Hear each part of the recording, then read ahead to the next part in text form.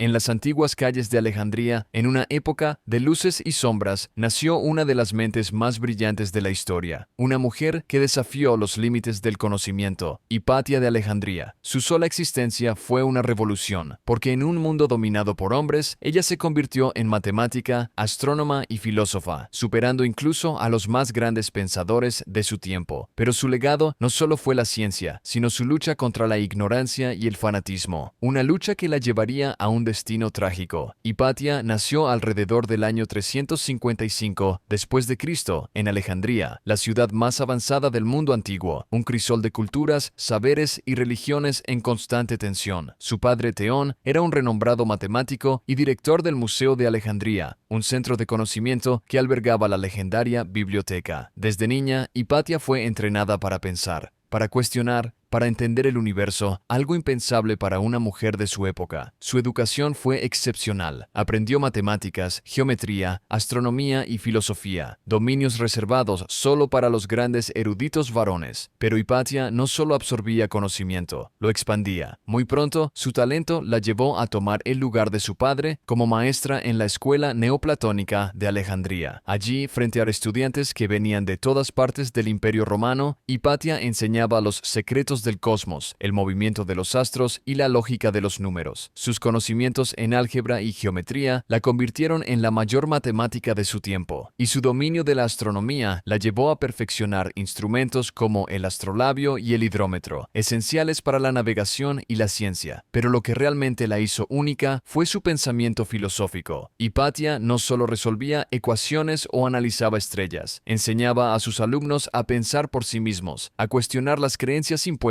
a buscar la verdad sin miedo. Su escuela se convirtió en un refugio para los más grandes pensadores, pero también en una amenaza para quienes veían en el conocimiento un peligro. Alejandría estaba cambiando, las tensiones entre cristianos y paganos crecían, y en medio del caos, el poder de la razón comenzaba a ser visto como un enemigo. A pesar de la hostilidad que empezaba a rodearla, Hipatia se mantuvo firme en su búsqueda del conocimiento. No servía a ningún dios ni a ningún emperador. Su única lealtad era a la verdad. Pero en un mundo donde la fe y la política estaban entrelazadas, su libertad de pensamiento sería su mayor peligro y su condena. El destino de Hipatia estaba sellado. En una ciudad donde la razón se desmoronaba bajo el peso del fanatismo, su brillantez se convirtió en una amenaza para el nuevo orden. La política y la religión se entrelazaban en una lucha de poder sin piedad, y en el centro de todo estaba ella, una mujer que no se arrodillaba ante dioses ni gobernantes, que no temía hablar y que representaba todo lo que sus enemigos odiaban. Alejandría, antes el epicentro del conocimiento, se había convertido en un campo de batalla ideológico. El cristianismo, que había pasado siglos siendo perseguido, ahora tomaba el control. Cirilo, patriarca de Alejandría, veía a Hipatia como un obstáculo en su misión de consolidar el poder religioso. Ella tenía demasiada influencia, demasiados seguidores, demasiado respeto. Y lo peor para sus enemigos, no pertenecía a ninguna fe, solo a la verdad.